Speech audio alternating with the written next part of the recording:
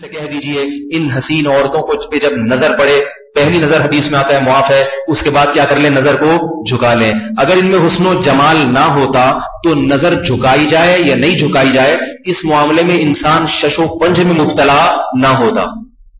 سمجھ میں نہیں آ رہی بات؟ لیکن اللہ کہہ رہے ہیں زینت اللہ، ہم نے مزین. تبھی یہ جو نوجوان کہتے ہیں نا بدن دل نہیں چھوٹتی، میں اتنا نیک بن گیا پھر بھی دیکھنے کا دل چاہتا ہے، تو بھلا کیوں نہ دل چاہے جس چیز کو اللہ نے مزین کیا ہو. تبھی تو آزمائش ہے، دل چاہے اور آپ اللہ کے حکم پر دل کی خواہشات کو قربان کر دیں. تو ایک ایک چیز میں آزمائش ہے. تو اس کائنات کا مقصد انسان کی آزمائش اور بار بار اسے شش و پنج میں ڈالنے کے سوا کچھ بھی نہیں ہے.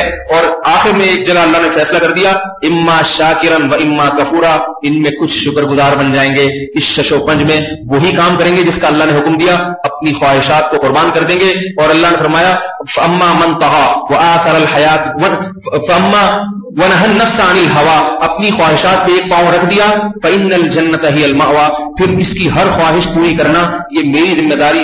ہر خواہش کی تکمیل اس کا ٹھکانہ، ہر خواہش کی تکمیل ہوگی یہ اس کا ٹھکانہ ہے. علیہ وعلی آلہ واصحابہ وبارک وسلم تسلیما کثیرا کثیرا. اما بعد فاعوذ باللہ من الشیطان الرجیم. بسم اللہ الرحمن الرحیم. ورفعنا لك ذكرك وقال الله تعالى فلا أقسم بما تبصرون وما لا يبصرون إنه لقول رسول كريم وما هو بقول شاعر قليلا ما تؤمنون ولا بقول كاهن قليلا ما تذكرون. آپ حضرات ذرا سامنے آ جائیں تو اچھی بات ہے، آپ تاکہ سامنے اگر ہو جائیں. آپ بھی آگے تشریف لے آئیں. اگر دین کی بات شوق سے رغبت سے سنی جاتی ہے، تواضع انکساری کے ساتھ، تو فائدہ ہوتا ہے. اگر روکھے روکھے طریقے سے سنیں گے تو فائدہ نہیں ہوگا بلکہ الٹا نقصان ہوگا.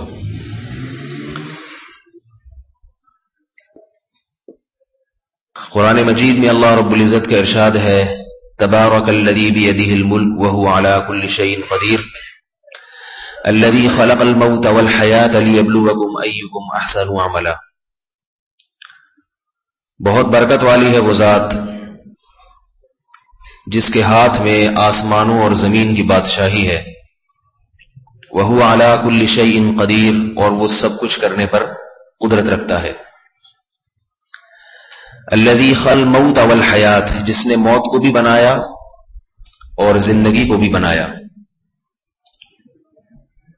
یہاں تک تو کسی کا کوئی اختلاف نہیں ہے کہ اللہ کی ذات برکت والی ذات ہے، اسی کے ہاتھ میں طاقت ہے، قوت ہے، اسی کے ہاتھ میں بادشاہی ہے، وہ جو چاہتا ہے کر گزرتا ہے. سورہ ملک میں کی آیات میں یہ بتایا گیا، اس میں کسی کا اختلاف نہیں. آگے جو بات بتائی اس میں بھی کسی کا اختلاف نہیں. الذی خلق الموت والحیات، جس نے موت کو بھی پیدا کیا اور زندگی کو بھی. یہاں تک بھی سب مانتے ہیں، اس کے لیے دلائل کی حاجت نہیں ہے. ہم سب کا یہ عقیدہ ہے، ہم سب کا یہ ایمان. کیا خیال ہے، ایسا ہی ہے نہیں؟ آگے جو بات بتائی کہ کیوں کیا یہ سب کچھ، یہ بات ایسی بات ہے جو آج سمجھ میں نہیں آ رہی. اس آسمانوں اور زمینوں کو اس نے بنایا، سارا نظام اپنے ہاتھ میں رکھا، جو چاہتا ہے کر گزرتا ہے، اور اسی کر گزرنے میں ایک یہ بھی اس نے وہ کر گزرا، یہ کام بھی کر گزرا کہ اس نے موت اور زندگی کو پیدا کر دیا. یہ خود ایک اللہ کی قدرت کا ایک بہت بڑا عجوبہ ہے. زندگی تو موت سے بھی بڑا عجوبہ ہے کہ زندگی کیسے ملتی ہے. ایک پانی میں آنکھ، ناک، کان، دل، دماغ، جگر، پھیپھڑے، کلیجی، گردے، خون کا نظام، دل کا نظام، رگوں کا نظام، آنکھوں کا نظام، ناک کا نظام، زبان کا نظام، ہونٹوں کا نظام، ناخن، بال، یہ ساری چیزیں. اور فرمایا کہ چلتا پھرتا دوڑتا دیکھتا بنا دیا انسان. هل اتى على الانسان حين من الدهر، فرمایا تم میں سے ہر شخص پر ایک کروڑوں اربوں کھربوں سال کا ایسا زمانہ آ چکا ہے، لم یکن شیئا مذکورا، تم کوئی قابل تذکرہ چیز ہی نہیں تھے، مٹی تھے، مٹی. ہم اگر اپنے ماضی کی طرف جائیں تو جاتے چلے جائیں تو ہمارا اصل ماضی جو ہے وہ مٹی سے شروع ہوتا ہے. ہم میں سے ہر شخص کا والدین جو خوراک کھاتے ہیں مٹی سے تیار ہوتی ہے، اسی سے اولاد کے جرثومے بنتے ہیں. مٹی کو کھود کے دیکھیں تو نہ اس میں گندم ہے، نہ انار ہے، نہ انگور ہے، نہ گوشت ہے، کچھ بھی نہیں ہے، مٹی ہے.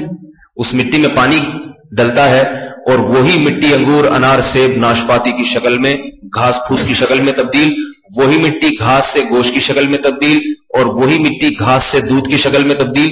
یہ مٹی کے کھلونے بنا بنا کے ان میں تصرفات کرنا، یہ خالق کائنات کا ایک ایسا کام ہے، ایک ایسا کمال ہے جس کو اللہ نے سورہ ملک کی ان آیات میں بیان کیا ہے.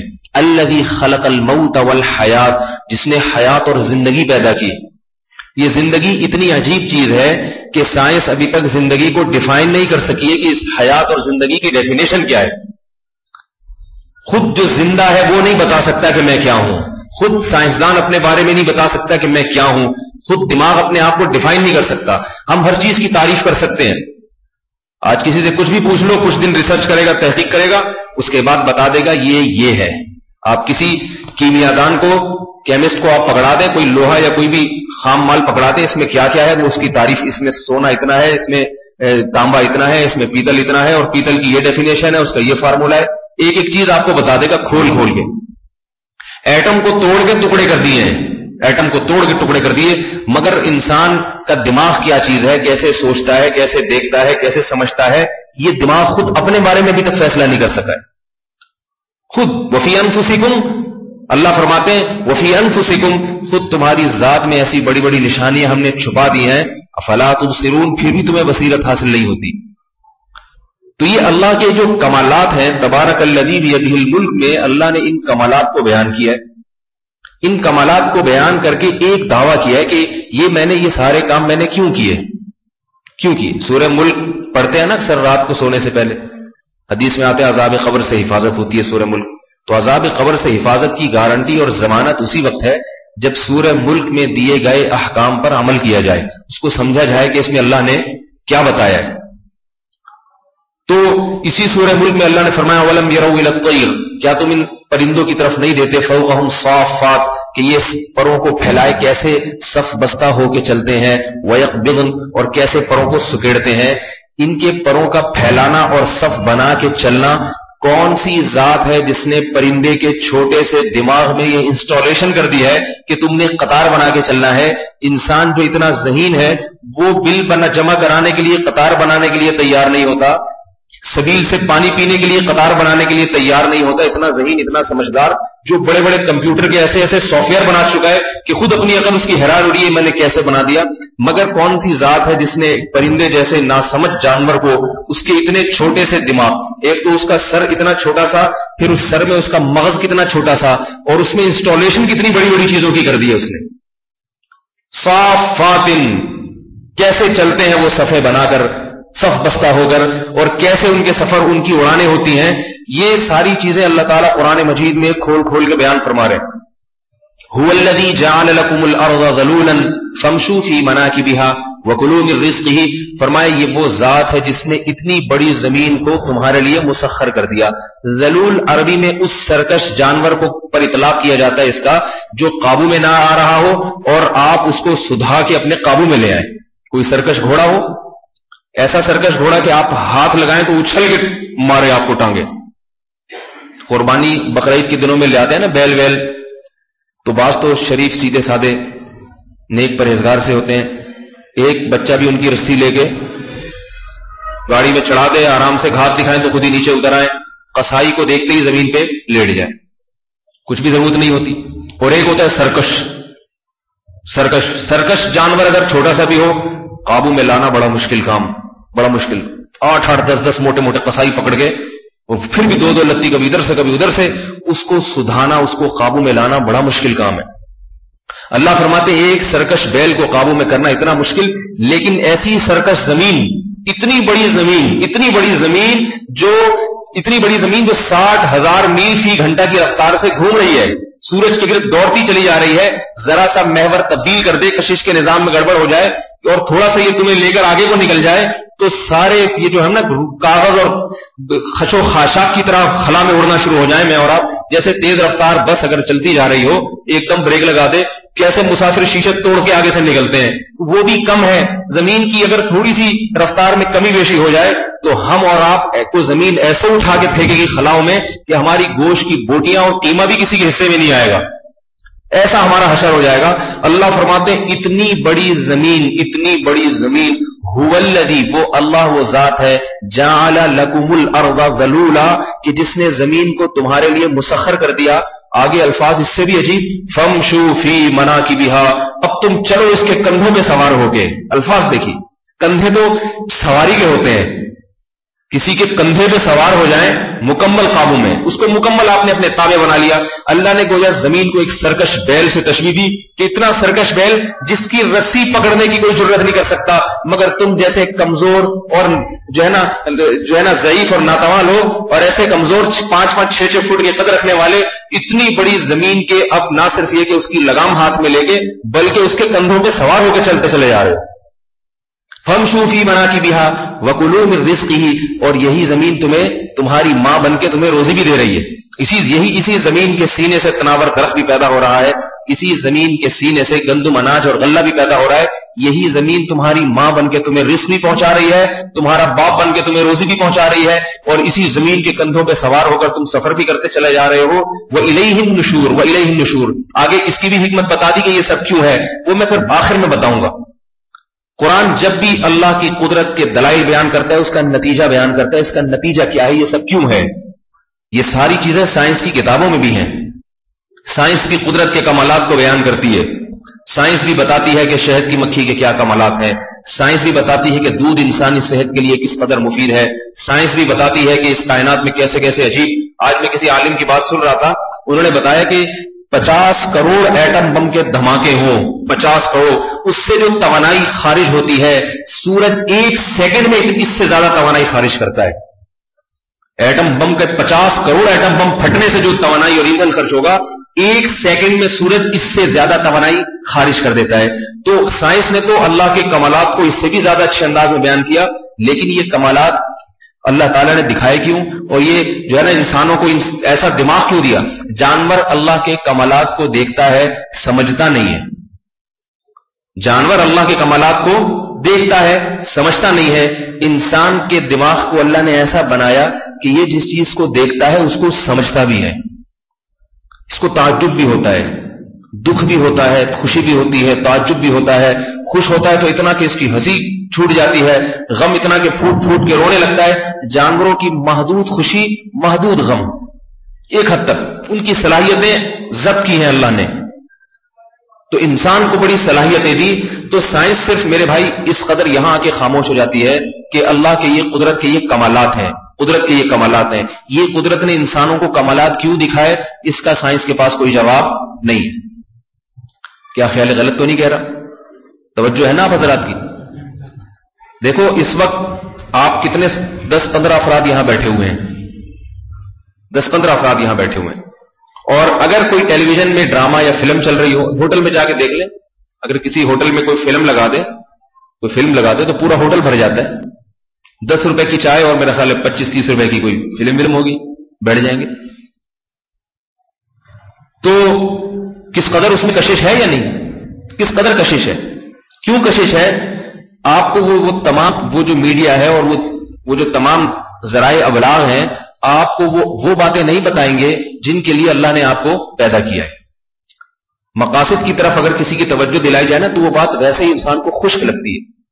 اس کی مثال ایک آدمی باہر گیا کمانے کے لیے، اب وہ دیکھ رہا ہے نائٹ کلب بھی ہیں، ہوٹل بھی ہیں، شراب کباب بھی ہے، دل تو اس کا اسے ادھر ہی جانے چاہے گا نا۔ اب اسے کوئی آ کے سمجھائے کہ بھئی تمہارے باپ نے اتنا پیسہ خرچ کیا تعلیم کے لیے، تم یہاں تعلیم حاصل کرو، جب تم واپس جاؤ گے تو وہ تم سے پوچھے گا کہ تمہارے پاس وہ جو ڈگری کے لیے بھیجا تھا وہ ڈگری کہاں ہے تمہارے پاس، تو ظاہر ہے اس کی بات اچھی نہیں لگے گی۔ لیکن جس میں عقل ہوگی، سمجھ ہوگی، اس کو یہی باتیں اچھی لگیں گی، یہی باتیں اچھی لگیں گی۔ قرآن مجید میں اللہ رب العزت نے داؤد علیہ السلام کو حکم دیا، اعملوا آل داود الشکر وقلیل من عبادی الشکور۔ اے آل داود، الفاظ دیکھیے، اے آل داود، تم یعنی داؤد، آل جب کا لفظ کہا جاتا ہے نا تو وہ شخص خود بھی مراد ہوتا ہے اور اس کے اہل و عیال بھی۔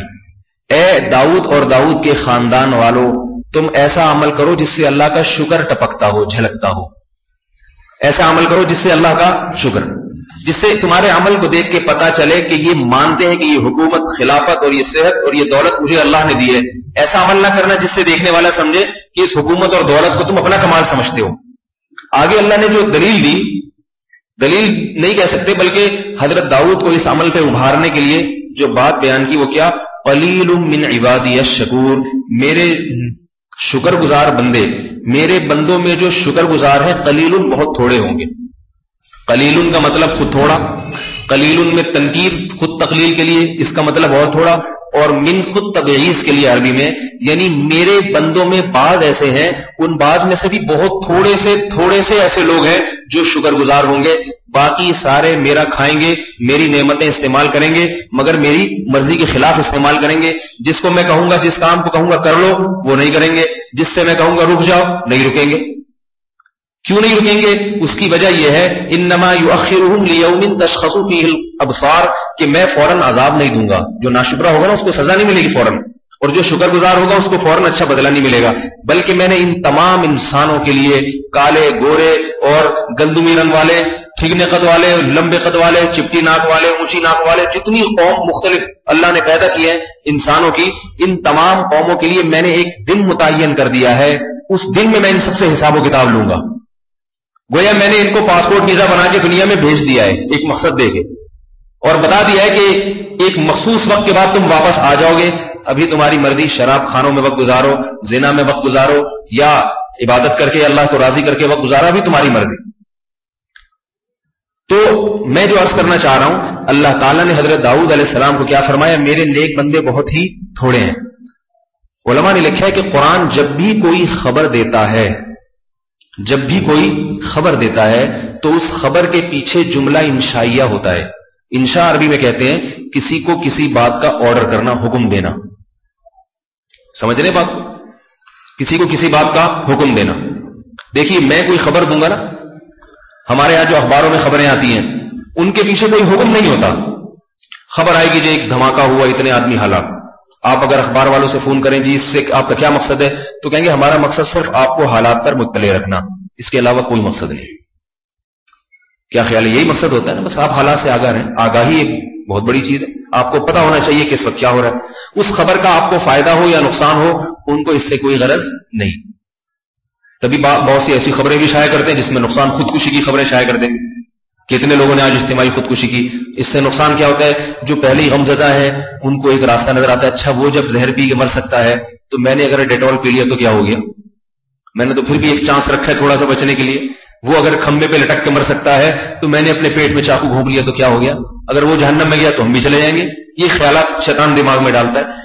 تو میڈیا جو خبر دے گا نا، یا میں اور آپ جو خبر دیں گے، ضروری نہیں کہ اس کے پیچھے کوئی حکم ہو، آرڈر ہو.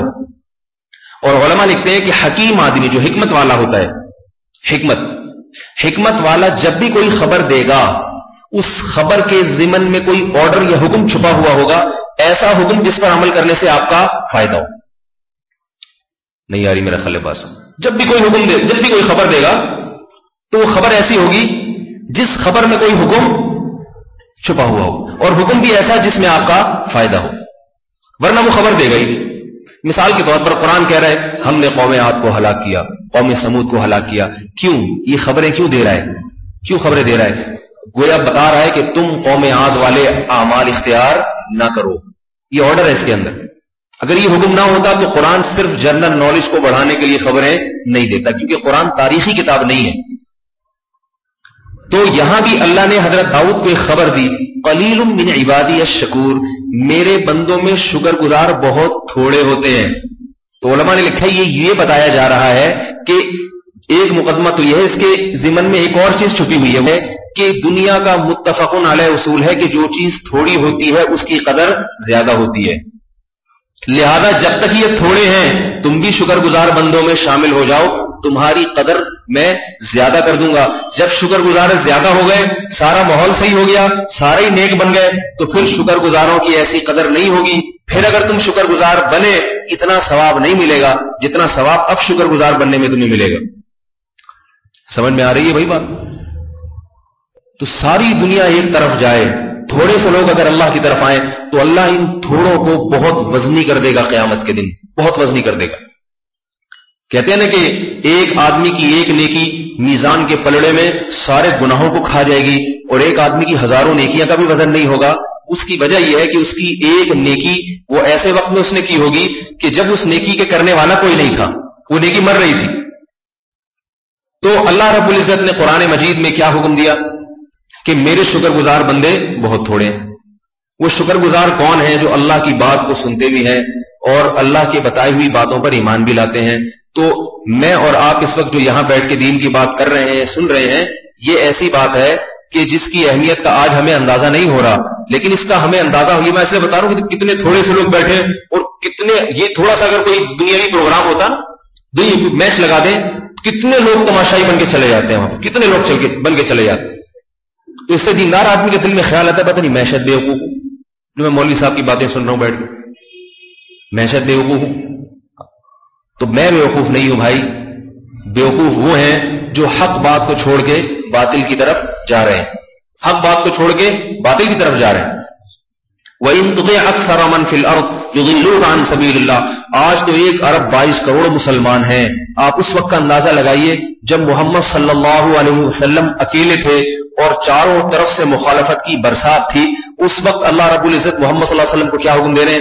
ان تطع اکثر من فی الارض، اے محمد صلی اللہ علیہ وسلم لوگوں کی اکثریت سے مرعوب نہ ہو جانا. نبی کو تسلی دی جا رہی ہے، لوگوں کی اکثریت سے مرعوب نہ ہو جانا. یہ نہ سوچنا کہ پورے جزیرے عرب میں پتھروں کی عبادت کی جا رہی ہے تو میں اکیلا توحید عالم لے کے نکلا ہوں، میں کیسے درست، یہ سارے گمراہ ہو گئے جن میں میرے باپ دادا بھی اور مکہ اور مدینہ والے بھی، یہ سارے کیسے گمراہ ہو گئے. یہ وسوسے نبی صلی اللہ علیہ وسلم کے دل میں آنے کا بھی امکان تھا. اللہ نے اس امکان کو، جو معمولی سا امکان، اس کو بھی ختم کر دیا اور کہا کہ اے محمد اکثریت کو نہ دیکھنا. ان تطع اکثر من فی الارض، اگر تو نے اے محمد تو نے اگر من فی الارض جو لوگ زمین میں بستے ہیں ان میں سے اکثریت کی اتباع کی، یضلوک عن سبیل اللہ، یہ تجھے اللہ کے راستے سے ہٹا دیں گے. قرآن میں اللہ کے راستے سے گمراہ کرنے والی 2 چیزیں قرآن نے بیان کی ہیں، 2 چیزیں. ایک تو یہ کہ اکثریت کے پیچھے چلنا، دوسری یا داؤد انا جعلناک خلیفۃ فی الارض، اے داؤد ہم نے تجھے زمین میں بادشاہ بنایا. فاحکم بین الناس، لہذا لوگوں کے درمیان عدل سے فیصلہ کر. ولا تتبع الهوى فيضلك عن سبيل اللہ، اور خواہشات کے پیچھے نہ چلنا، یہ خواہشات تجھے اللہ کے راستے سے ہٹا دیں گے. تو پتہ یہ چلا کہ 2 چیزیں انسان کو سیدھے راستے سے ہٹانے میں بہت اہم کردار ادا کرتی ہیں. ایک اپنی چاہتوں کے پیچھے چلنا، یہ نہ دیکھنا کہ یہ چاہت حلال بھی ہے یا حرام بھی، اس خواہش کو پورا کرنا غیرت حیا کے تقاضوں کے مطابق بھی ہے یا اس کے خلاف. چاہتے کا سمندر صبح سے لے کے رات تک انسان کے دل میں جو ہے نا وہ اٹھتا رہتا ہے، امڑتا رہتا ہے، لیکن کتنی ہر انسان عقل مند آدمی سوچتا ہے یہ خواہش پوری کرنے کی ہے اور یہ خواہش مسترد کرنے کی ہے. لیکن دیکھو ہم دیکھتے ہیں یہ چرسی موالی بیٹھے ہوئے ہوتے ہیں، کتنا مزہ آتا ہے ان کو ہیروئن پینے میں. بسپسے کے درجے میں ہر انسان کو خیال آتا ہوگا ان کو آ رہا ہے تو اگر میں پیوں گا مجھے بھی آئے گا. کیوں رک جاتے ہیں؟ بھائی میرا انجام بھی ایسا نہ ہو جائے، میں بھی ایسا نہ ہو جاؤں. عقل بعض دفعہ روکتی ہے، غیرت بعض دفعہ انسان کو روکتی ہے. بوڑھے ماں باپ گھر میں پڑے ہوئے ہیں اور ان کو جناب ضرورت ہے، حاجت ہے مختلف چیزوں کی، مالی خرچے کی. انسان کی طبیعت میں بخل ہے، نہیں خرچ کرنا چاہتا، مگر اس کو غیرت خرچ کرنے پر ابھارتی ہے. وہ اپنی خواہشات کی مخالفت کرتا ہے غیرت اور حمیت کی بنیاد پہ. اپنے بھائی کا، اپنے دوست کا ساتھ دیتا ہے غیرت اور حمیت کی بنیاد. دوست کی لڑائی ہو رہی ہے، دیکھ رہا ہے کہ دوست پٹ رہا ہے، بھاگ گیا، ساری زندگی اس کی غیرت اسے ملامت کرتی رہے گی. غیرت، دل تو چاہ رہا ہے بھاگنے کا لیکن غیرت اس کو ابھارتی ہے.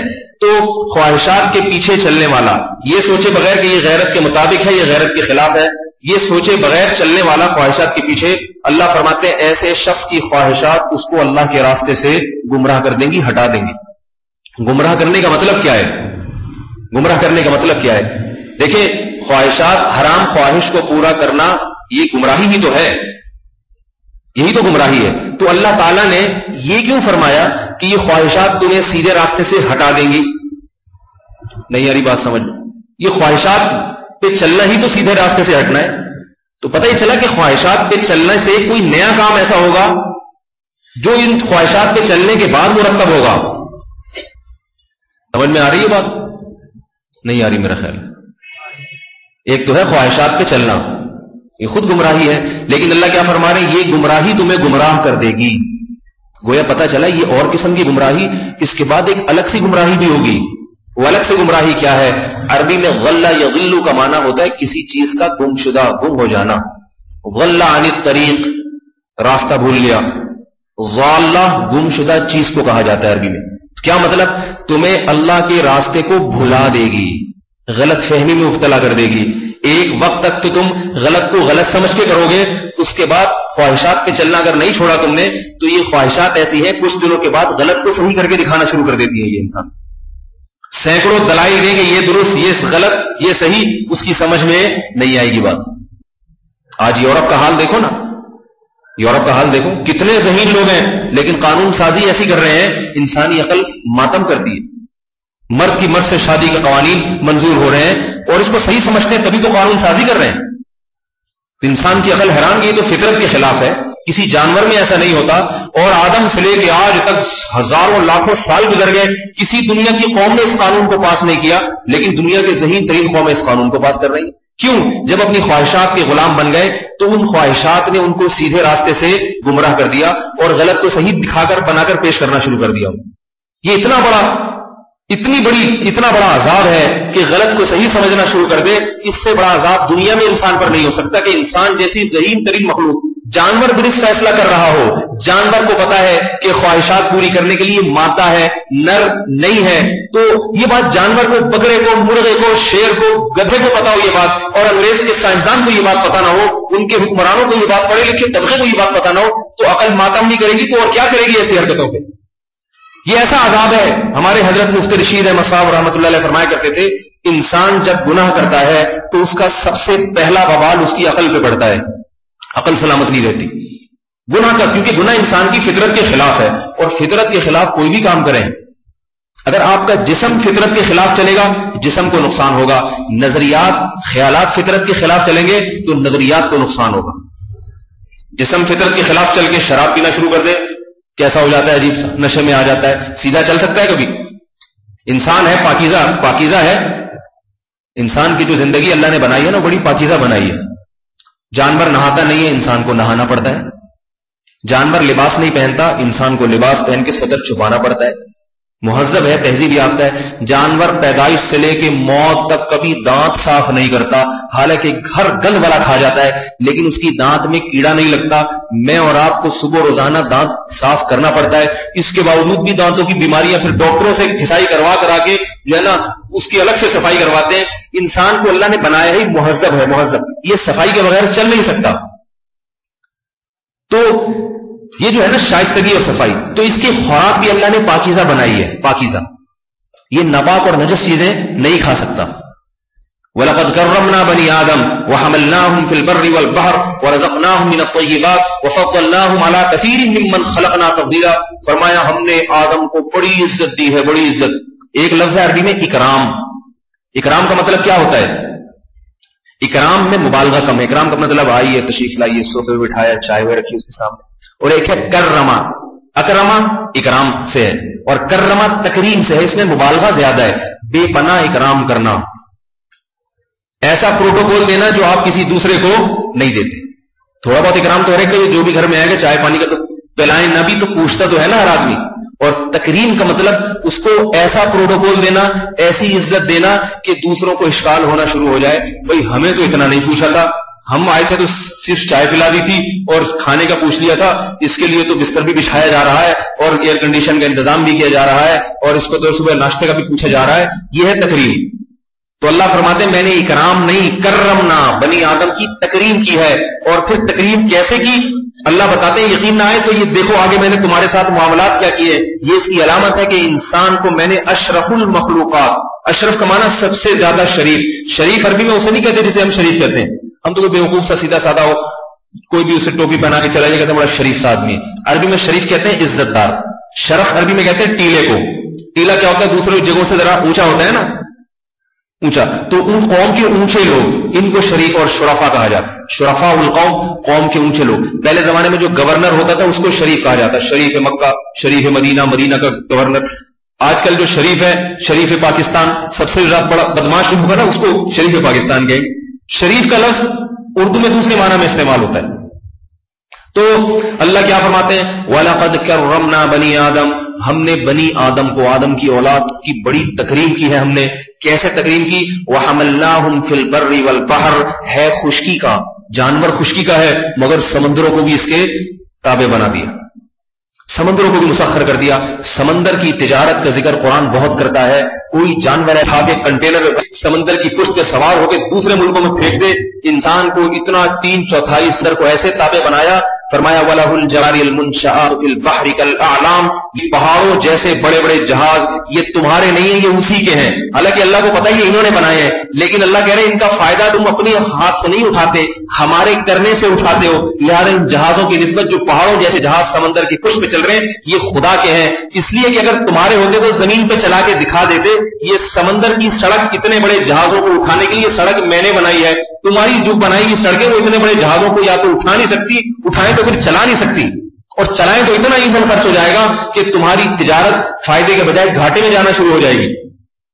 وَتَرَى الْفُلْكَ مَوَاخِرَ فِيهِ، ایک جگہ فرمایا تم دیکھتے ہو کہ سمندر کی موجوں کو پھاڑتے ہوئے یہ کشتیاں اور جہاز چلتے ہیں، اس میں پھاڑتے ہوئے چلتے ہیں. یہ سمندر کی موجوں کو چیر کے چلنا، یہ فرمایا کہ یہ سمندر اتنی طاقت اور قوت کے باوجود میں نے اس کے اندر یہ صلاحیت رکھی ہے کہ تمہارے اتنے وزنی جہازوں کو اٹھا کے ایک ملک سے دوسرے ملک پھینک دیتا ہے. فرمایا حملناہم فی البر والبحر اور ورزقناہم من الطیبات.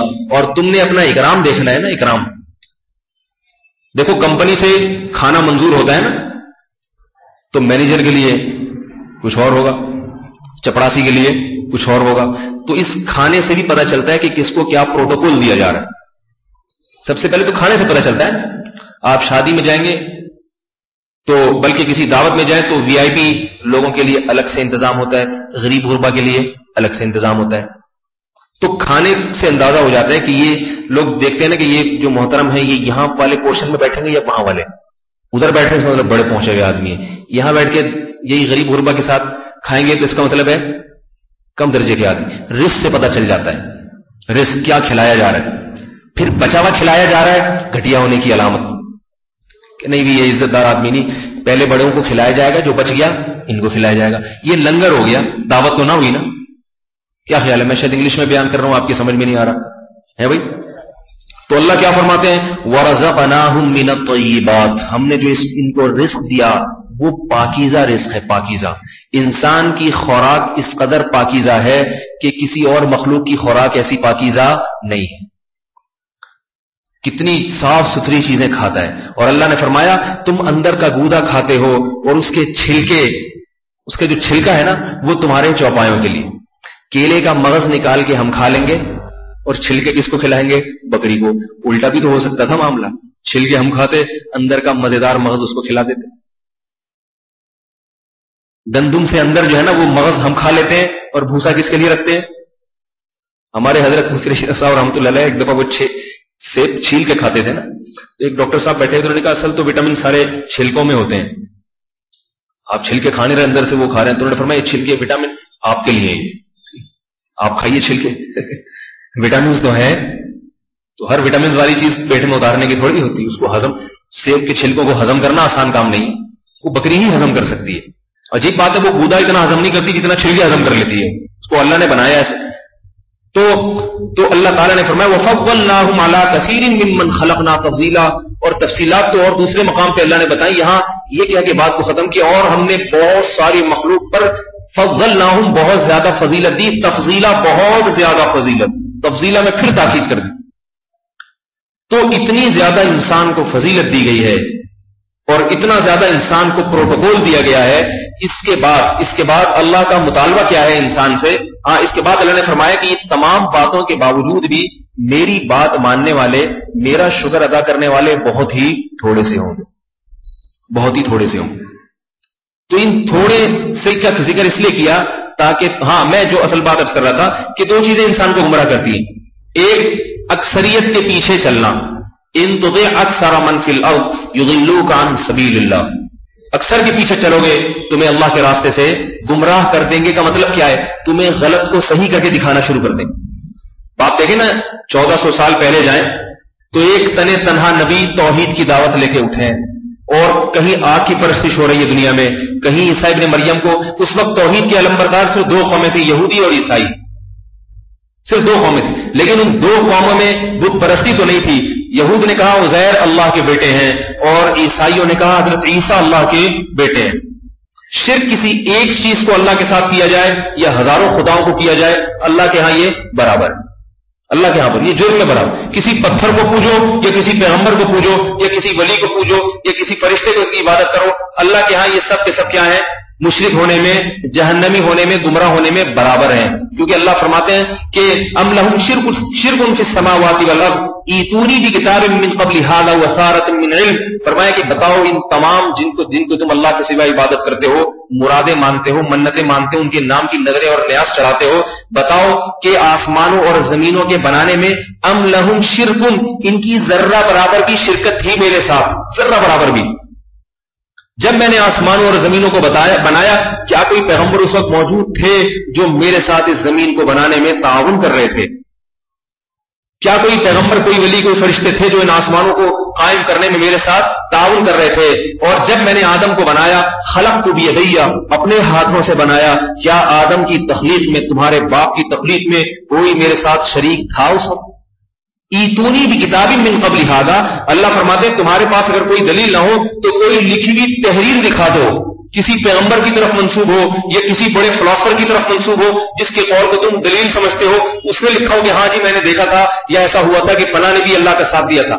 او اثارۃ من علم ان کنتم صادقین، یہ پچھلوں سے نقل ہونے والی کوئی بات ہو، غلط ہو صحیح ہو تو بعد میں فیصلہ ہوگا، کوئی پرانے آثار قدیمہ سے لکھی ہوئی تحریر دکھا دو، جس پہاڑ کے نیچے سے ایک تحریر نکلی تھی، اس میں لکھا ہوا تھا کہ فلاں پیغمبر نے بھی اللہ کا ساتھ دیا تھا کائنات کو بنانے میں۔ کچھ بھی نہیں ہے، تم خود اعتراف کرتے ہو کہ کوئی بھی نہیں تھا جب اللہ نے کائنات کو بنایا، اس بنانے میں وہ تنہا اور اس کو مرتب کرنے میں وہ تنہا، تو اللہ فرماتے ہیں عبادت بھی صرف اور صرف کس کا حق ہے؟ میرا حق ہے، میرے ساتھ کوئی شریک نہیں ہو سکتا کسی بھی قسم۔ تو یہ میں اس لیے تھوڑی سی بات کر رہا ہوں کہ آج رسول اللہ صلی اللہ علیہ وسلم کے ربیع الاول کا مہینہ ہے نا، ابھی نعتیں آپ دیکھیں، نعت سن کے پتہ نہیں چلتا کہ اللہ کی حمد و ثنا ہو رہی ہے یا نبی کی نعت پڑھی جا رہی ہے، پتہ ہی نہیں چلتا۔ کئی دفعہ کافی دیر بعد پتہ چلتا ہے کہ یہ نعت ہے، ورنہ ایسے اللہ کی جیسے در کے سوالی بھی بنا دیا اور مشکل کشا بھی بنا دیا، حاجت روا بھی بنا دیا، مرادیں پوری کرنے والا بھی۔ تو پھر اللہ کیا ہے میرے بھائی؟ اللہ کیا ہے؟ وہ کیا ہے؟ اگر مرادیں نبی سے پوری کروانی ہے تو پھر اللہ سے دعا کب مانگے اور نبی سے کب مانگے؟ اگر بعض لوگ کہتے ہیں نا اللہ نے اپنے نبی کو اختیارات دے دیے، تو دیکھو جب حکومت کسی کو اختیارات دیتی ہے، جیسے حکومت نے پانی کی سپلائی کے اختیارات واٹر بورڈ والوں کو دے دیے نا، کیا خیال ہے؟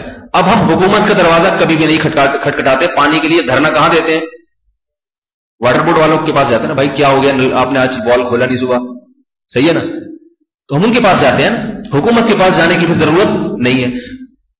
حکومت نے اختیار دیا ہی اس لیے تاکہ مجھے آگے تنگ نہ کرو، مجھے تنگ نہ کرو۔ تو اللہ رب العزت اگر اپنے پیغمبروں کو اختیارات دے، اللہ نے اولاد کا اختیار نبی کو دے دیا، بگڑی بنانے کا اختیار نبی کو دے دیا، تو سوال پیدا ہوتا ہے میرے بھائی پھر ہم اللہ سے دعا کب مانگے اور نبی سے کب مانگے؟ اگر کوئی ساری زندگی نبی سے ہی مانگتا رہے کہ بھائی جو اللہ نے دے دیا تو ہمیں اللہ سے مانگنے کی کیا ضرورت ہے، تو پھر یہ صحیح ہوگا یا غلط ہوگا؟ یقیناً غلط ہوگا۔ ادعوا ربکم، اپنے رب کو پکارو، ومن یدعو مع اللہ، جس نے اللہ کو بھی پکارا اور اللہ کے ساتھ کسی اور کو بھی، ساتھ کا مطلب اللہ کو چھوڑ کے کسی کو کسی نے کبھی نہیں پکارا، ہمیشہ یا اللہ کے ساتھ یا رسول اللہ مدد کا نعرہ لگایا گیا ہے۔ اللہ کو یہ بات معلوم تھی تو اللہ نے حکم دے دیا ومن یدعو مع اللہ، جس نے اللہ کے ساتھ کسی کو پکارا، اللہ کو یا اللہ مدد بھی کہا، ساتھ میں کسی کو ساتھ میں لگا دیا اس کا پیوند، چاہے وہ نبی کا ہو، فرشتے کا ہو، ولی کا ہو یا کسی بت کا ہو، لا برہان لہو بھی، جس کی اس کے پاس کوئی دلیل نہیں تھی، فرمایا فإنما حسابہ عند ربی، اس کا حساب لینا اللہ کے نزدیک ہے، اللہ اس سے حساب و کتاب لے گا کہ تیرے پاس کون سی دلیل تھی جس نے تجھے اجازت دی کہ تو اللہ کے ساتھ کسی غیر کو بھی پکارے۔ آگے فرمایا انہ لا یفلح الکافرون، ایسے کافر کبھی کامیاب نہیں ہو سکتے۔ الکافرون جو ہے نا عربی میں ال کا مطلب یہ پچھلی بات کی طرف اشارہ ہے، مطلق کافر نہیں، ہر کافر کامیاب نہیں ہوگا، لیکن یہاں کیا فرمایا لا یفلح الکافرون، الکافر، یہ جو پیچھے جس قسم کے کافروں کا تذکرہ ہوا ہے، سمجھ رہے بات؟ اگر یوں کہہ دیا جاتا ہے لا یفلح کافرون، کافر کامیاب نہیں ہوتے، تو ٹھیک ہے، کام بات ہے، کافر تو کامیاب نہیں ہوتے. اللہ نے کیا فرمایا؟ لا یفلح الکافرون. اس قسم کے کافر، کس قسم کے؟ جو اللہ کے ساتھ غیر اللہ کو بھی. آج لوگ کہتے نہیں مولوی ہر ایک پہ کفر کے فتوے لگاتے رہتے، یہ بھی کافر وہ بھی کافر. تو بھائی مولوی صاحب جو ہے نا، بعض کہتے ہیں نا مولوی لوگ اسلام مسلمان بنانے کے بجائے لوگوں کو کافر زیادہ بنا رہے ہیں. تو ایک بزرگ سے یہ سوال پوچھا گیا، انہوں نے کہا کافر بناتے نہیں ہیں، بتاتے ہیں کہ جو ہو گیا ہے، جس کو اللہ نے کافر کہہ دیا ہے واضح لفظوں میں، اس کا کافر ہونا بتاتے ہیں. کیونکہ مسلمان ہونے کے لیے شناختی کارڈ میں اسلام لکھ لینا کافی نہیں ہے. اسلام کی کچھ مخصوص نظریات ہیں، ان نظریات کو دیکھو. عیسائیت میں جب تک داخل نہیں ہوگے جب تک حضرت عیسیٰ کو اللہ کا بیٹا نہ کہہ دو. اگر آپ اللہ نہ کرے کسی نے عیسائی مذہب قبول کیا اور وہ چرچ جانے کو برا سمجھتا ہے، پادریوں کو برا سمجھتا ہے، حضرت عیسیٰ کو پیغمبر نہیں مانتا، اللہ کا بیٹا نہیں مانتا، پھر لاکھ کہتا ہے میں عیسائی ہوں، عیسائی کہتے ہیں تو کچھ اور ہو سکتا ہے، عیسائی نہیں ہے.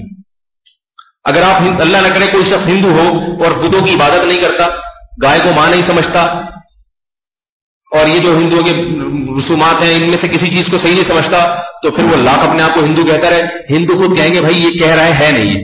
ہندو بھی اس کے ہندو مذہب سے باہر ہونے کا فتویٰ لگائیں گے نہیں لگائیں گے؟ کیا خیال ہے؟ عیسائی اس کے عیسائی ہونے کا فتویٰ لگا دیں گے کہ عیسائیت سے خارج ہے. تو میرے بھائی اسلام کا بنیادی عقیدہ ہے توحید. اللہ کے ساتھ کسی کو عبادت میں دعا میں شریک نہ کیا جائے، دعا میں شریک نہ کیا جائے.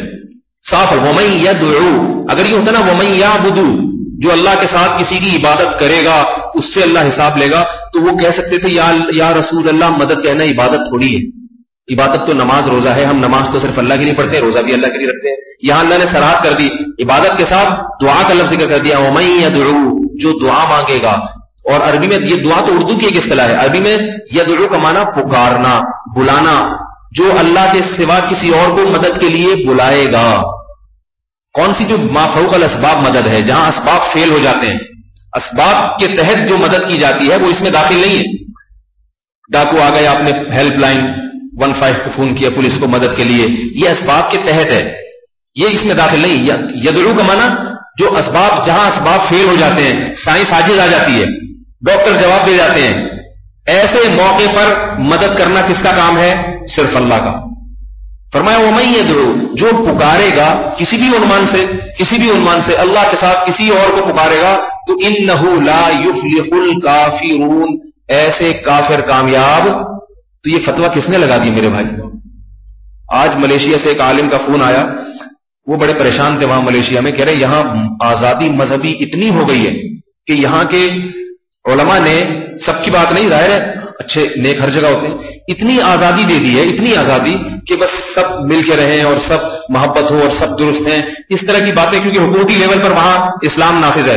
حکومت کبھی بھی ہمیشہ چاہتی ہے تھوڑی لچک رہے، حکومت تو چاہتی ہے سب جائز ہو جائے اسلام کے نام پہ. تو وہ سرکاری سطح پہ ایسے ہی علماء اوپر آ رہے ہیں جو سب کچھ جائز کہتے ہیں. اس کا نتیجہ یہ نکلا ہے کہ زنا کو بھی عملی طور پر انہوں نے حلال قرار دی. زنا بھی عملی طور پر، نام اس کا نکاح مگر عملاً وہ زنا ہی ہے. تو اسلام کی بھی تو کچھ حدود ہیں یا نہیں ہے؟ ان کی اگر علماء حفاظت نہیں کریں گے، ان کو کھول کے بیان نہیں کریں گے اور ڈریں گے کہ فرقواریت نہ پھیل جائے، تو پھر میرے بھائی ایسے اتحاد پہ لعنت جس سے مذہب تبدیل ہو جائے.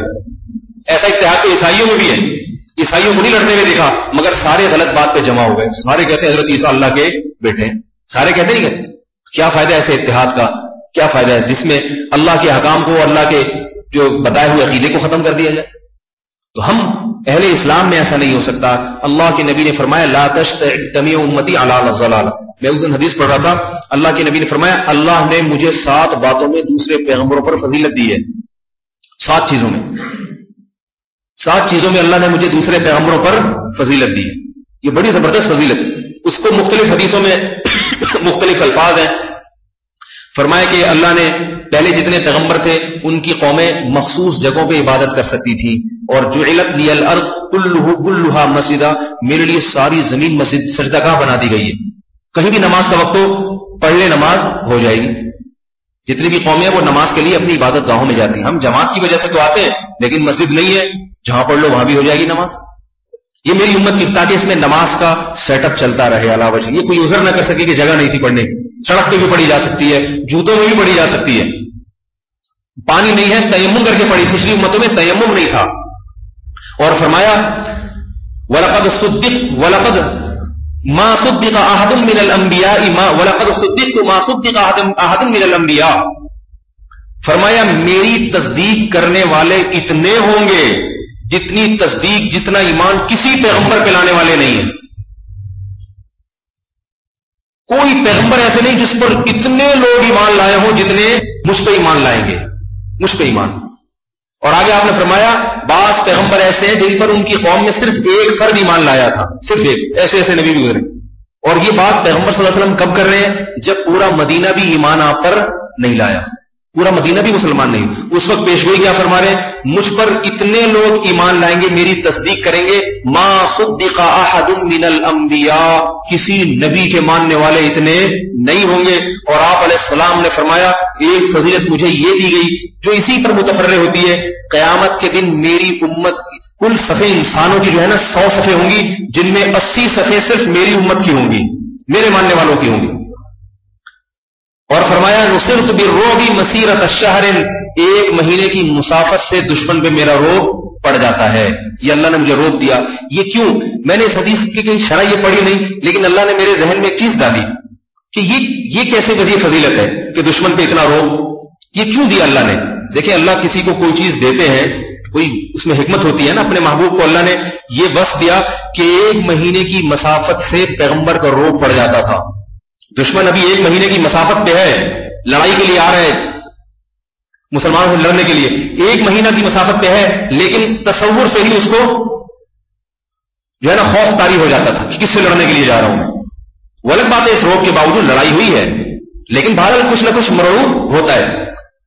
ये इसलिए फजीलत की चीज है कि मोहम्मद सल्लल्लाहु अलैहि वसल्लम को उस मिशन की तकमील के लिए भेजा गया जिस मिशन की तकमील के लिए 1,2399 पैगंबर दुनिया में आए। समझ रहे हैं ना? 1,23,999 पैगंबर दुनिया में उस मिशन की तकमील के लिए। यह तकमील जिहाद के बगैर मुमकिन नहीं है। तो अल्लाह ताला ने इस उम्मत को वसाइल के लिहाज से कमजोर बनाया, लेकिन एक इजाफी खुसूसियत यह दे दी कि इस उम्मत के पैगंबर और उनके मानने वालों पे रोब अल्लाह ने इतना पैदा कर दिया कि बताया कि मेरी उम्मत को अल्लाह ने रोब ऐसा दे दिया है। यानी नबी पर आया तो ये नबी के जरिए जाहिर है, इसलिए नबी पर आया ना कि नबी को जो मिशन दिया गया है वो पूरी दुनिया में इस दीन को गालिब करना। और आपके दुश्मन जितने, इतने दुश्मन पिछली उम्मतों में किसी नबी के नहीं। अमेरिका भी दुश्मन, फ्रांस भी दुश्मन, हिंदुस्तान भी दुश्मन, कनाडा भी दुश्मन, चीन भी दुश्मन। कौन से बड़े बड़े ताकतवर मुल्क ऐसे नहीं है जो हमारे दुश्मन ना हो। सब खाने की फिक्र में लगे, सब खाने की फिक्र में। अपने मुल्क की हालत को देख लेना, ये जो फसादात हो रहे हैं, दुनिया की कौन से मुल्क की एजेंसी नहीं है जो है ना वो मुल्क को तोड़ना ना चाहती हो और मुल्क के खिलाफ साजिशें ना कर रही हो। मुसलमानों की दौलत, मुसलमानों का तेल, मुसलमानों के वसाइल, सारी दुनिया मुत्तहिद है कि मुसलमानों को कमजोर किया जाए, इनकी दौलत पे कब्जा किया जाए। वसाइल कुछ भी नहीं है, लेकिन इतने तूफानों के सामने वसाइल की अदम मौजूदगी के बावजूद काम अल्लाह ने क्या दिया इस उम्मत को कि अना खातमुन नबी ला नबी अबादी, आखिरी हूं, मेरे बाद कोई भी नहीं आएगा। तकमील के लिए आया हूं, तकमील के लिए। तो तकमील इसके बगैर मुमकिन नहीं है। या तो लड़ने के लिए असलहा दे दिया जाए, साइंस टेक्नोलॉजी दे दी जाए, या हो कुछ भी नहीं, लेकिन रोब ऐसा कायम कर दिया जाए कुछ ना हो के भी एटमी ताकतें घबराती हो, कांपती हो, उनकी नींदें उड़ जाती हो। अभी मैं हैरान हुआ कि ओबामा से जब वो हल्फ बर्दारी की जा रही थी ना अमेरिका में, मिठाइयां बट रही थी। हमारे एक दोस्त ने इंटरनेट पे ये बाकायदा टेलीविजन के चैनल पे ये खबर देखी, ओबामा को मिठाइयां, हल्फ बर्दारी की तकलीफ हो रही है, खुशियां हो रही है, फूल वो लोग मिठाई नहीं खाते, फूल की तकलीफ हो रही है। और फौरन अल जजीरा टेलीविजन ने स्लाइड चलाना शुरू कर दी, काबुल में फिदाई हमला, 24 नेटो के फौजी हलाक। वो बेचारे का मुंह इतना सा हो गया, इतना सा हो गया। अबे भाई तुम्हें दोबारा जितवाया है, तुम्हें दोबारा जितवाया है, इसलिए तुमने ये दुनिया के सामने शो किया कि मैं 52 मुल्कों की फौजों को लेकर जिस कमजोर मुल्क पे चला था, मैंने उसामा को शहीद करके अपने मिशन की तकमील कर ली। और अल्लाह धमाका करवा के बज़बान हाल बता रहे हैं कि ये कौम ऐसी है जिसकी 1 महीने की मसाफत से जिसका रूप पड़ता है। तुम तो जो है ना बिल्कुल अपोजिट साइड पर हो, अपोजिट। पाकिस्तान जिधर है ना, अमेरिका बिल्कुल उसके खिलाफ है। इससे ज्यादा दूर कोई मुल्क हो नहीं सकता। यहां से गरीब पठान अफगान, वो कौम जिसके पास खाने के लिए रोटी नहीं है, उसका रोब तुम्हारे ऊपर डाल रहा हूं मैं, जबकि तुम्हारे और उसमें कोई फर्क नहीं है। यह है इस हदीस की असल तशरीह। नुसिरतु बिर्रुबी मसीरत अशहरिन, एक सही बुखारी की हदीस है, 1 महीने की मसाफत से मेरा रोब पड़ना शुरू। और नबी को जो औसाफ दिए वो आपकी उम्मतों में मुंतकिल हुए हैं। امت نے منتقل ہو اسی لیے تو دی ہے کہ آپ کے بعد آپ کی امت ہے. تو بات کہاں سے کہاں چلے گی, میں جلدی جلدی بات کو سمیٹتا ہوں, یہ موضوع جو ہے نا وہ کسی اور طرف چلا گیا. تو میں یہ کر رہا تھا, اللہ تعالیٰ دو چیزیں انسان کو گمراہ کرتی ہیں, ایک اکثریت کے پیچھے چلنا. تو محمد صلی اللہ علیہ وسلم کو اللہ نے کیا بتایا, اکثریت کے پیچھے نہ چلو. یہاں ایک علمی نقطے کی بات میں عرض کروں گا. آج بہت سے گمراہ فرقے بھی اسی آیت کو پیش کرتے ہیں اور کہتے ہیں کہ یوں نماز نہیں ہوتی, یوں ہوتی, یوں ہوتی. آپ کہتے ہیں بھائی یہ سارے اتنے باپ دادا جو نماز پڑھتے آ رہے ہیں غلط تھی. تو کہتے ہیں اکثریت کے پیچھے نہ چلو. قرآن کہہ رہے اگر اکثریت کے پیچھے چلے تو گمراہ ہو جاؤ. لہذا ہم نے 4 آدمیوں نے جو 1.5 انچ کی مسجد کی واڑی میں یہ کلفٹن میں بنائی ہے اور ایک نئے فرقے کا آغاز رکھا ہے. یہ چونکہ تھوڑے سے ہیں اور حق پر ہمیشہ تھوڑے سے لوگ ہی ہوتے ہیں, زیادہ ہمیشہ جہنم میں جاتے ہیں. تو یہ قرآن کی آیتوں کا بعض لوگ غلط استعمال بھی کرتے ہیں. تو یہاں میں ایک آپ کو یہ بات بتا دوں کہ یہاں جو اللہ نے فرمایا کہ اکثریت زمین میں ناشکرے لوگوں کی ہے, یہ عمومی قاعدہ نہیں ہے, یہ قاعدہ کلیہ نہیں ہے, یہ اکثری قاعدہ ہے. اکثریت کا مطلب عمومی طور پر اللہ کے نافرمان زمین میں زیادہ ہوتے ہیں اور نیک لوگ زمین میں کم ہوتے ہیں. مگر احادیث سے یہ بات ثابت ہے کہ ایک وقت ایسا آئے گا کہ فرما بردار زیادہ ہوں گے اور نافرمان بہت ہی تھوڑے رہ جائیں گے. حضرت عیسیٰ ابن مریم علیہ السلام کے زمانے میں جب وہ نازل ہوں. ایک بات. دوسری بات یہ کہ یہاں بھی دوسری بات یہ کہ یہاں کافر اور مسلمانوں کو ملا کے بتایا جا رہا ہے. مسلمانوں میں جو اہل علم یا متقی لوگ ہیں ان کی اکثریت کبھی بھی گمراہ پہ جمع نہیں ہو سکتی, کیونکہ اجماع کو قرآن نے حجت قطعیہ قرار دیا ہے. قرآن کے الفاظ ہیں وَمَن يَتَّبِعْ غَيْرَ سَبِيلِ الْمُؤْمِنِينَ, جو معاملۃ المومنین کے راستے کو چھوڑ کے کسی اور راستے پہ چلے گا. سارے مسلمان ایک طریقے سے نماز پڑھ رہے ہیں, یہ اس کی ایک نئی تحقیق آ گئی کہ جی یہ والی نماز ہونی چاہیے, ٹھیک ہے نا. سارے مسلمان آج تک ایک چیز کو حلال سمجھتے رہے, اس نے آ کے فتویٰ دے دیا کہ انڈا کھانا حرام. ایک مولوی صاحب تھے, مولوی صاحب تو نہیں تھے وہ, پروفیسر صاحب, ان کی ایک تحقیق انڈا حرام ہے. ہم چھوٹے بچے تھے, ہم نے کہا پتہ نہیں, ہم نے تو آج تک نہیں سنا. بھائی سارے مولوی کہتے ہیں حلال ہے, کھاتے بھی ہیں, کھلاتے بھی ہیں, ابالتے بھی ہیں, ٹھیک ہے, ایک دوسرے کو مارتے بھی ہیں جب شرارت سے اٹھتی ہے, تو یہ کہاں سے حرام ہو گیا. تو ہم نے جب کہا کہ یہ سب کرا تو انہوں نے یہ آیت پڑھی, قرآن کیا کہہ رہا ہے, اگر تم اکثریت کے پیچھے چلو گے تو وہ تمہیں گمراہ کر دے. تو یاد رکھیں یہاں علماء کی اکثریت مراد نہیں ہے. سمجھ میں آ رہی ہے بات, علماء کی اکثریت مراد نہیں ہے. یہاں پوری دروع زمین کو دیکھا جائے اگر, اور یہ بھی ہمیشہ کے لیے نہیں, اکثر وقتوں میں ایسا ہوتا ہے. خاص طور پہ نبی کے وقت میں تو ایک اکیلے نبی تھے, باقی ساری دنیا گمراہ تھی. اکثر وقتوں میں ایسا ہوتا ہے کہ اکثر غلط ہوتے ہیں اور شکر گزار تھوڑے سے ہوتے ہیں. لیکن ایسے اوقات آئیں گے جب اس مشن کی جو نبی علیہ السلام جو مشن لے کر آئے اس کی تکمیل جبھی ہوگی جب اکثر صحیح ہو جائیں اور باطل لوگ مغلوب ہو جائیں. بلکہ حدیث سے پتہ چلتا ہے کہ باطل کل عدم ہو جائے گا, کل عدم ہو جائے گا, رہے گا ہی نہیں. تو قرآن کیا کہہ رہے, جو مومنین کے راستے کو چھوڑ کر کسی اور راستے کو اختیار کرے گا. مومنین سے کیا مراد, عامت المسلمین کے راستے کو چھوڑ کر 1.5 انچ کی مسجد بنا کر کسی نئے فرقے کی بنیاد رکھے گا, نئی نئی باتیں لوگوں کے سامنے لائے گا جو مسلمانوں نے اپنے باپ دادا سے, اپنے علماء سے نہیں سنی ہوں گی. نُوَلِّهِ مَا تَوَلَّى, تو جس راستے پہ جا رہا ہے اسی پہ جانے دیں گے. وَنُصْلِهِ جہنم, اور اس کو جہنم کی آگ میں داخل کر دیں گے. تو یہ میں نے اس لیے بتا دیا کہ اسی آیت کا لوگ غلط استعمال بھی شروع کر دیتے ہیں. تو اللہ کے نبی کو کیا فرمایا, اکثریت کو نہ دیکھیں, اکثریت کو نہ دیکھیں. تو میرے بھائی آج بھی اکثریت غلطی پر ہے. اکثریت نے خواہشات کو اپنا غلام بنایا ہے. اکثریت زنا کی طرف ہے, اکثریت شراب کی طرف ہے, اکثریت والدین کی نافرمان ہے, اکثریت بے نمازی ہے, اکثریت سود خور ہے, حرام خور ہے. جو سود نہیں کھاتا وہ کسی اور طریقے سے حرام کھاتا ہے. اکثریت کے چہروں پہ داڑیاں نہیں ہیں, اکثریت کا لباس شریعت کے مطابق نہیں ہے, اکثریت حلال نہیں کھاتی, اور اکثریت جھوٹ بولتی ہے, اکثریت ناپ تول میں کمی کرتی ہے, اکثریت دفتروں میں لیٹ پہنچتی ہے, تنخواہیں پوری لیتی ہے, اکثریت کے ذمے جو کام لگایا جاتا ہے اس کام میں کمی کرتی ہے مگر معاوضہ پورا لیتی ہے. یہ تمام کی تمام باتیں قرآن کے مطابق غلط ہیں. ان تمام باتوں کے حرام ہونے پر باقاعدہ ایک ایک آیت قرآن کی جو ہے نا وہ صراحت کے ساتھ ان چیزوں کی حرمت کو بیان کر رہی ہے. لیکن اس کے باوجود ہم دیکھتے ہیں کہ اکثریت ان چیزوں کو نہیں مانتی. تو اللہ بار کیا فرما رہے ہیں کہ اکثریت کو ایسے موقع پر نہ دیکھو, حق کو دیکھو, دلیل کو دیکھو, اور یہ دیکھو کہ قلیل من عبادی الشکور, شکر گزار بہت ہی تھوڑے سے ہوں گے. اور تھوڑی چیز کی قدر ہوتی ہے, لہذا تم بھی ان تھوڑے قدردان لوگوں میں شامل ہو جاؤ, میں تمہاری قدر بڑھا دوں. تو میں بات کو ختم کرتا ہوں جلدی جلدی. تو اللہ تعالیٰ نے اپنے ان کمالات کو تبارک الذی میں بیان کیا, اور جیسے میں بتا رہا تھا نا, سائنس بیان کرتی ہے کسی اور مقصد کے لیے. سائنس بیان کرے کہ دودھ میں یہ ہے, دودھ میں یوں ہے, دودھ میں کیلشیم, دودھ میں یہ. مقصد سائنس کا کیا ہوگا؟ سائنس بھی چونکہ حکمت کی باتیں کرتی ہے, اس لیے سائنس کا مقصد ہوگا تاکہ لوگ دودھ زیادہ پئیں, دودھ سے نفرت نہ کریں, دودھ پتی چھوڑ دیں, دودھ پی لیں. سمجھ رہے ہیں بات؟ تو اللہ تعالیٰ کسی اور انداز سے بیان کرتے. اللہ فرماتے ہیں تبارک الذی بیدہ الملک وہو علی کل شیء قدیر الذی خلق الموت والحیات. یہ سارے کمالات اس نے دکھائے لیبلوکم، تاکہ وہ تمہیں جانچے، آزمائے. ایکم احسن عملا، تم میں سے اچھا عمل. احسن کا مطلب زیادہ سے زیادہ اچھے سے اچھا عمل کون کرتا ہے. کچھ اچھا کریں گے، کچھ اور زیادہ اچھا کریں گے، کچھ اس سے بھی اچھا کریں گے، تو ہر قسم کی اچھائی اور برائی ایک دوسرے سے ممتاز ہو جائے. انا جعلنا ما علی الارض زینۃ لہا. سوال پیدا ہوتا ہے اس میں آزمائش کیسے ہے؟ آزمائش کیسے ہے؟ آزمائش تو اسے کہتے ہیں جسے پڑھ کے آدمی کتنے پڑ جائے، کتنے میں بڑی پرابلم میں پڑ گیا ہوں، اس کو آزمائش کہتے ہیں نا. اللہ فرماتے ہیں میں دیکھنا چاہتا ہوں تم میں نیک عمل کون کرتا ہے. آزمائش کیسے ہے؟ اس کا جواب اللہ نے سورہ کہف میں دیا. فرمایا انا جعلنا ما علی الارض زینۃ لہا، ہم نے اس زمین کو تو مٹی کا بنایا، لیکن ما علی الارض کو مٹی کا ظاہری طور پہ مٹی کا نہیں بنایا، بلکہ اس مٹی میں ایسے تصرفات کیے کہ ایک ہے زمین اور ایک ہے ما علی الارض. ایک ہے الارض جس کو زمین کہتے ہیں، ایک ہے ما علی الارض زمین کے اوپر کی چیزیں.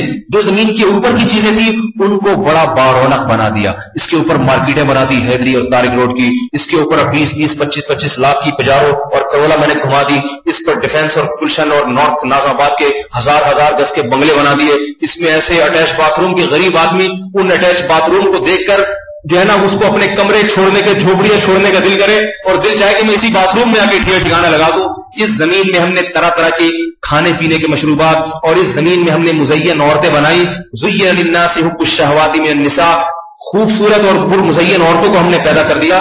ما علی الارض، زمین کے اندر کی چیزوں کو دیکھو گے خش و خاشاک، قبروں کے مردے، کھاد اور کچھ بھی نہیں، کھودوں کے کچھ بھی نہیں، زمین کے اوپر کی چیزیں مزین. تو فرمایا کہ ہم نے ان تمام کی تمام زمین کی چیزوں کو مزین کر دیا. ما علی الارض زینۃ لہا لیبلوہم ایہم احسن عملا، تاکہ ہم تمہیں آزمائیں. اگر ان چیزوں کو مزین نہ کیا جاتا تو پھر آزمائش نہ ہوتی. سمجھ رہے ہیں؟ اگر دکان میں دل نہ لگتا تو پھر آزمائش، نماز میں آنے میں کوئی آزمائش نہیں تھی. یہاں بھی ایسی پنکھے تو کہتے چلو وہاں بھی ٹائم پاس کرنے مزے بھی ہو جائے گا. لیکن اتنا دولت کو مزین کر دیا کہ اب وہاں سے ادھر آتے ہوئے سوچنا پڑتا ہے. ششو پنج میں مبتلا ہونے کو آزمائش کہتے ہیں. یار کیا کروں میں، بڑی آزمائش. لوگ کہتے ہیں نا 2 کاروبار ہیں میرے سامنے، یہ بھی ہے، اس لحاظ سے اس میں فائدہ ہے اور اس لحاظ سے ملازمت کروں، بزنس کروں، ششو پنج میں پڑ گیا ہوں. تو اس ششو پنج میں پڑنے کو کیا کہتے ہیں؟ آزمائش. تو اللہ کیا فرماتے ہیں؟ اگر اس زمین کو گھاس پھوس کا بنا دیا جاتا نا، مٹی کے گھروندے ہوتے اور مٹی کے مٹکے چلتے رہتے، آزمائش نہ ہوتی. تم نماز پڑھتے ہوئے ششو پنج میں مبتلا نہ ہوتے. اگر نیند کو میٹھا نہ بناتا تو نیند کی قربانی نہ ہوتی، اور فجر میں حاضری ہوتے ہوئے تم ششو پنج میں نہ پڑھتے. ہر آدمی فجر پڑھنے آ جاتا. نیند کو میں نے مزین، نیند کی زمین کے اوپر کی چیز ہے. زمین کے اندر تو مردے ہوتے ہیں نا، وہ سوتے ہیں نہ جاگتے ہیں.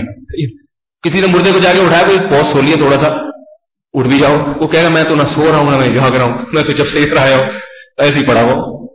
یہ تو ہمارے جو زمین کے اوپر ہے نا ان کے مزے ہیں. سونے کا مزہ الگ، جاگنے کا مزہ الگ. لیکن جب گہری نیند ہو، رات کا آخری حصہ ہو، اس وقت اٹھنا، اس وقت نیند کو مزین کیا ہے، میٹھا بنایا ہے، اٹھنے کو مزین نہیں کیا. اب ایک طرف نماز فجر کی حی علی الصلاۃ کی صدائیں ہیں، الصلاۃ خیر من النوم کی صدائیں ہیں، نماز نیند سے بہتر، آؤ نماز کی طرف، آؤ کامیابی کی طرف، یہ ندائیں ہیں. اور دوسری طرف میٹھی نیند. اب اللہ فرماتے ہیں آزمائش میں ڈال دیا، ششو پنج میں مبتلا کر دیا. اتنے مزے کا لحاظ چھوڑ کے جاؤں اور نہیں جاتا تو اللہ کا حکم ہے اب پریشان ہو جاتا ہے. اللہ فرماتے ہیں بس سارا دن کسی ششو پنج میں مبتلا رکھوں گا تمہیں. گھر سے باہر نکلو گے، مزین عورتیں دفتروں میں تمہارے سامنے آ کے بیٹھیں گی. جاب کر رہی ہے کوئی تمہارے ساتھ، دائیں طرف کی جوان لڑکی، بائیں طرف کی جوان لڑکی. اگر کالی کلوٹی شکل کا کوئی بوڑھا بٹھا دیا جاتا، ششو پنج میں مبتلا نہ ہوتے کہ دیکھوں یا نہیں دیکھوں. اللہ کو ماتا نہیں دیکھو گے تو ٹھیک ہے، یہ کون سے دیکھنے کی چیز، نہیں دیکھ رہا میں. اللہ نے کیا دائیں بائیں کیا بٹھا دیا؟ اللہ نے تو نہیں، تو ہماری حکومتوں نے بٹھایا ہے. آزمائش اور بڑھا دی ہے، اللہ کا عذاب ہے. لیکن عورتوں کو اللہ نے پیدا کیا. تو اب اللہ فرماتے ہیں قل للمؤمنین یغضوا من ابصارہم، ان مومنین سے کہہ دیجئے ان حسین عورتوں کو پہ جب نظر پڑے، پہلی نظر حدیث میں آتا ہے معاف ہے، اس کے بعد کیا کر لیں؟ نظر کو جھکا لیں. اگر ان میں حسن و جمال نہ ہوتا تو نظر جھکائی جائے یا نہیں جھکائی جائے، اس معاملے میں انسان ششو پنج میں مبتلا نہ ہوتا. سمجھ میں نہیں آ رہی بات؟ لیکن اللہ کہہ رہے زینت اللہ، ہم نے مزین. تبھی یہ جو نوجوان کہتے ہیں نا بدن نہیں چھوٹتی، میں اتنا نیک بن گیا پھر بھی دیکھنے کا دل چاہتا ہے، تو بھلا کیوں نہ دل چاہے جس چیز کو اللہ نے مزین کیا ہو. تبھی تو آزمائش ہے، دل چاہے اور آپ اللہ کے حکم پر دل کی خواہشات کو قربان کر دیں. تو ایک ایک چیز میں آزمائش ہے. تو اس کائنات کا مقصد انسان کی آزمائش اور بار بار اسے ششو پنج میں ڈالنے کے سوا کچھ بھی نہیں ہے. اور آخر میں ایک جگہ اللہ نے فیصلہ کر دیا، اما شاکرن و اما کفورا، ان میں کچھ شکر گزار بن جائیں گے، اس ششو پنج میں وہی کام کریں گے جس کا اللہ نے حکم دیا، اپنی خواہشات کو قربان کر دیں گے. اور اللہ نے فرمایا فاما من طغى وآثر الحیات فاما ونهى النفس عن الهوى، اپنی خواہشات پہ ایک پاؤں رکھ دیا، فإن الجنة هي المأوى، پھر اس کی ہر خواہش پوری کرنا یہ میری ذمہ داری. ہر خواہش کی تکمیل اس کا ٹھکانہ، ہر خواہش کی تکمیل ہوگی یہ اس کا ٹھکانہ ہے. اور جو اس میں ناکام ہو گیا اپنی منمانی، تو ہمیشہ تو نہیں منمانی زندگی گزارے گا. آج زنا کر لو، آج شراب پی لو، آج بدنظری کر لو، آج لڑکیوں سے باتیں کر لو، آج حرام کھا لو، تو کب تک کیا زبان میں کھانے کی طاقت، دانتوں میں چبانے کی طاقت ہمیشہ رہے گی؟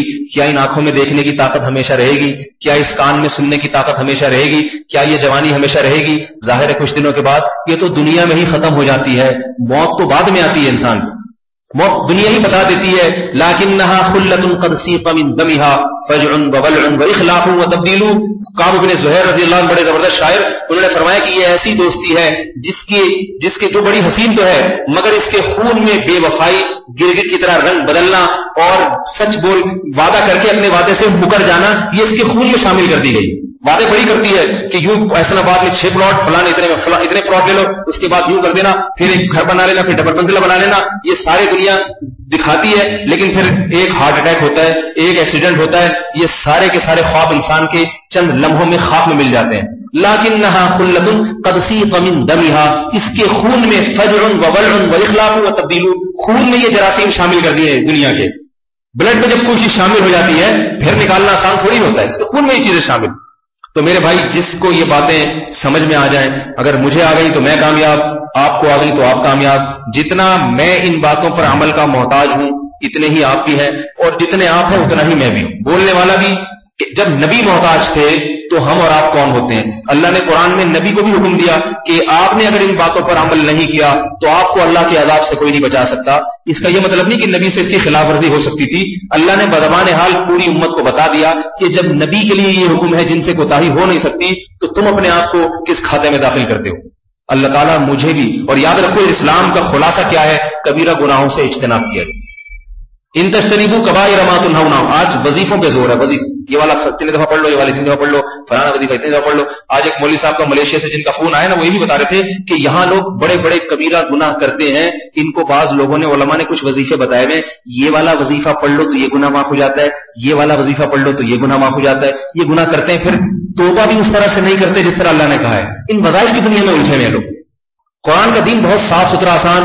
تجتنبوا، اگر تم نے اجتناب کر لیا، کبائر ما تنہون عنہ، جن باتوں سے تمہیں روکا جا رہا ہے ان کے کبیرہ گناہوں سے اپنے آپ کو تم نے روک لیا، نکفر عنکم سیئاتکم، چھوٹی موٹی خطاؤں کو ہم، تکفیر کا معنی مٹانا. کیا مطلب؟ بڑی چیزوں تو ہٹانا پڑتی ہے نا، چھوٹی موٹی جیسے ربڑ سے پینسل سے لکھا ہو تو ربڑ سے مٹایا جا سکتا ہے، تو چھوٹی موٹی خطائیں سے جیسے پینسل سے لکھی ہوئی ہیں ان کو تو ہم ربڑ سے ایسے مٹا دیں، وہ تو ہماری رحمت سے ایسی صاف ہو جائیں. بڑی باتیں، بڑے گناہ، بد نظری کی عادت پڑ جانا یہ کبیرہ گناہ، عادت پڑ جانا. زنا زندگی میں ایک دفعہ بھی کر لے یہ کبیرہ گناہ. ماں باپ کو ستانے کی عادت پڑ جانا، ماں باپ کو ستانا یہ کبیرہ گناہ. کبھی کبھار ہر انسان سے تھوڑی بہت کوتاہی ہو جاتی ہے، جذبات سے مغلوب ہو جاتا ہے، اس کا اللہ نے بھی ذکر کیا کہ توبہ کرو گے تو معاف ہو جائے گا. لیکن عادت پڑ جانا اور جو ہے جھوٹ کی عادت پڑ جانا، سود کھانا، حرام کھانا، یہ سارے، نماز جان بوجھ کر چھوڑ دینا یہ کبیرہ گناہ ہے میرے بھائی. داڑھی منڈوانا، کٹوانا، ازار کو ٹخنوں سے نیچے رکھنا، اسی طرح جو ہے عورت کا پردہ نہ کرنا اپنے نامحرم پر. کبھی کبھار بے پردگی ہو جائے تو وہ بھی چھوٹا گناہ ہے. کبھی کبھار ہوگی بے احتیاطی ہو گئی، کسی سے ایک آدھ دفعہ زندگی میں بات کر لی، تھوڑی بہت ہوگی بے احتیاطی، لیکن عادت پڑ گئی ہے اس کو، پردہ ہی نہیں کرتی نامحرم مردوں سے، یہ کبیرہ گناہ میں داخل ہے. تو یہ تمام، اس کے علاوہ بھی کچھ فہرست ہے. قتل کرنا، اللہ کے ساتھ شرک کرنا. حدیث میں آتا ہے اللہ کے ساتھ کسی کو نہ پکارو اگر تو تمہیں زندہ جلا دیا جائے. اور ہمارے ہاں پکارنے پر مٹھائیاں تقسیم ہوتی.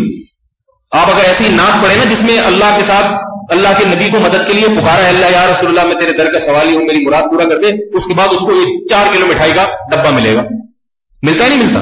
اللہ تو فرما رہے ہیں, اللہ کے نبی فرما رہے ہیں, جس نبی کو اللہ کے ساتھ شریک کیا جا رہا ہے اس نبی کی تعلیم یہ ہے کہ اگر تجھے زندہ جلا دیا جائے پھر بھی یہ کام نہ کر کہ ان تجعل للہ ندا, کہ تو اللہ کے ساتھ کسی کو شریک ٹھہرا لے.